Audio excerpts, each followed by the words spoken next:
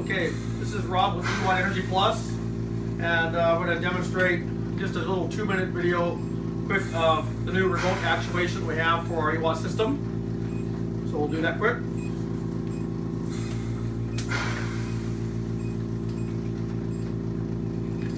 Low O2 first.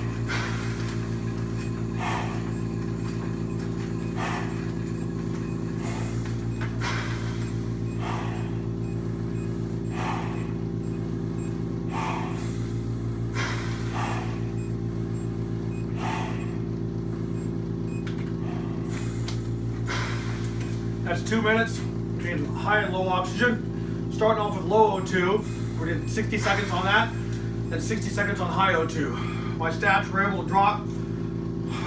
The oxygen level went down to 84. Heart rate only went up to 146. Then that 60-second recovery on high oxygen got back to 99 on the oxygen saturation in the blood. Then pulses down to 90. So, okay, and again, remote actuation, no more cumbersome levers or cables or things, high and low O2 and able to push of a button. So pretty simple, it's a new system, check it out, Ewot Energy Plus.